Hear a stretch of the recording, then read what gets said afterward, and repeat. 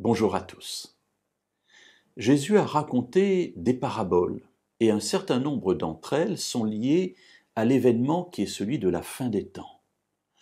Parler de la fin des temps, parler de la préparation, parler de tout ce qui entoure cet événement majeur de l'histoire de l'humanité, tout cela sera mieux compris au travers d'histoires et des conclusions qui en sont tirées.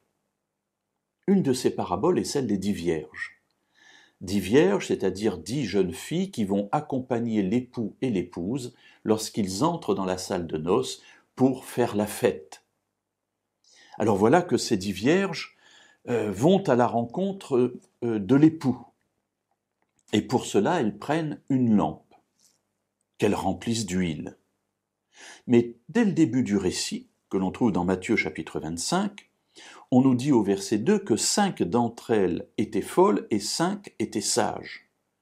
Les folles, en prenant leur lampe, ne prirent pas d'huile avec elles, mais les sages prirent avec leur lampe de l'huile dans des vases. Alors il faut s'imaginer la scène, il y a les lampes qui elles-mêmes ont un contenu de l'huile à l'intérieur, une mèche, et puis à côté, les sages prennent dans un vase de l'huile et les folles n'en prennent pas. Ce qui veut dire que les sages prévoient qu'il pourra y avoir du retard. Alors, mes amis, le retard dans les mariages, on sait que ça existe, déjà à l'époque c'était le cas.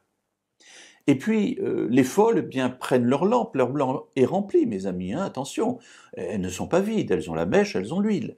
Mais elles ne pensent pas que l'époux et l'épouse puissent tarder, donc elles ne prennent pas de réserve.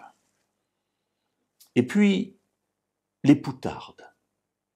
Et ce qui est intéressant au chapitre donc 25 et au verset 5, c'est qu'il est dit que comme l'époux tardait, toutes s'assoupirent et s'endormirent.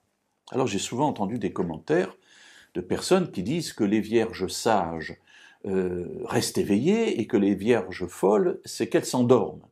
Non, mes amis, l'endormissement au moment de l'arrivée de l'époux est quelque chose qui va être raconté par Jésus à plusieurs reprises.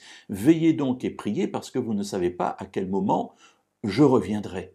Ce qui veut dire que la veille, l'éveil, c'est quelque chose de fondamental pour ce temps particulier du temps de la fin.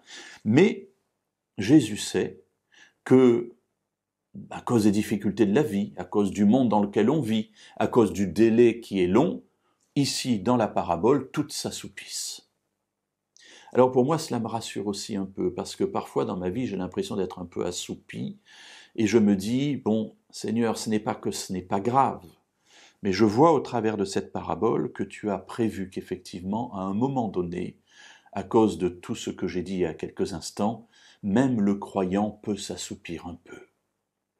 Alors demain, nous verrons ce qui se passe. Que va-t-il se dérouler ensuite? Eh bien, nous le verrons demain.